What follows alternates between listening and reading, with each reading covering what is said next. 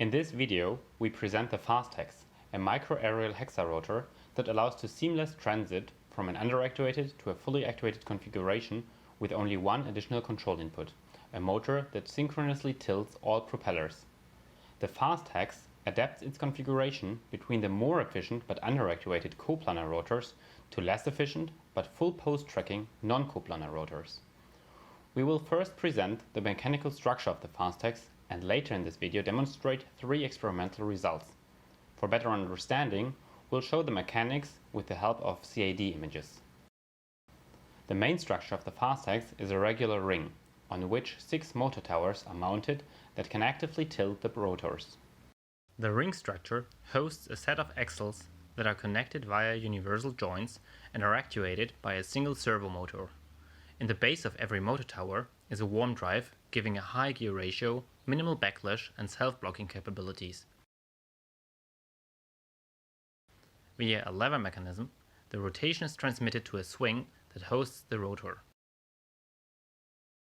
To allow opposite tilting angles of neighboring rotors, we use inverted warm drives in every second motor tower.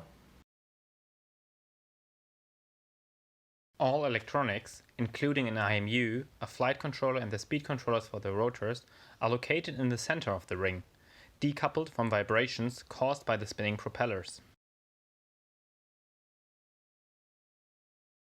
In this experiment, we command the FAST-Hex to track 2 trajectories with independent position and orientation profiles.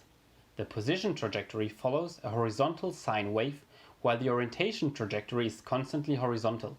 Starting from a 0 tilting angle, we will increase the angle over time to 30 degrees. Our controller works seamlessly in the underactuated and the fully actuated configuration. It prioritizes the position tracking over the orientation tracking. The larger the tilting angle, the more the platform can realize an arbitrary force vector and track simultaneously a position and orientation trajectory.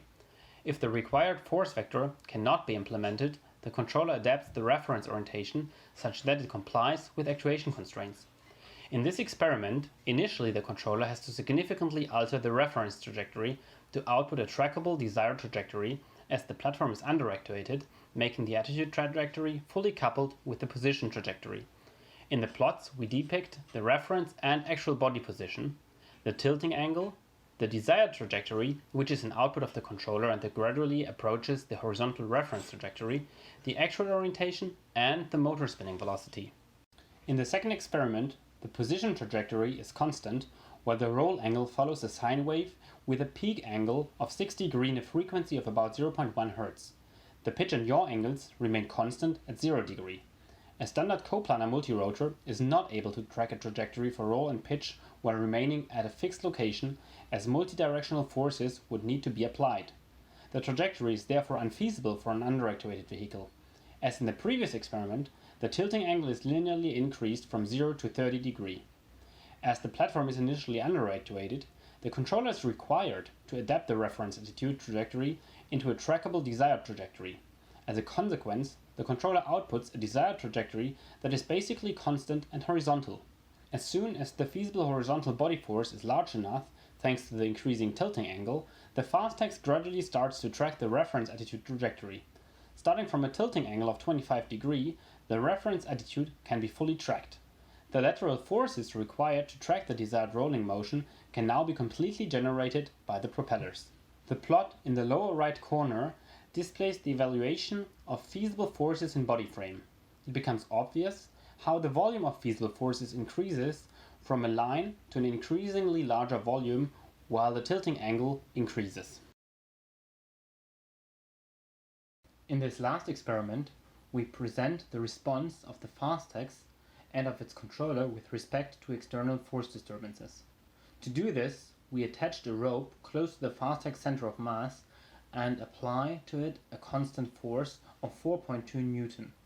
In this way, we in example emulate the scenario of a constant wind disturbance or a contact-based inspection task. This experiment provides insights on how the controller in the FAST-Hex copes with disturbance during different configurations. Also in this case, we linearly increase the tilting angle through the test. During the first phase, while the FAST-Hex is underactuated, the desired pitch angle needs to diverge from the reference pitch angle. The FAST-Hex has to tilt by approximately 6.6 degrees to reorient the unidirectional force vector. As soon as the tilting angle increases, the pitching angle decreases too. Once the tilting angle is increased beyond 25 degrees, the platform is able to fully resist the force disturbance while tracking the original reference orientation. Interestingly, the position tracking error decreases with an increasing propeller tilting angle.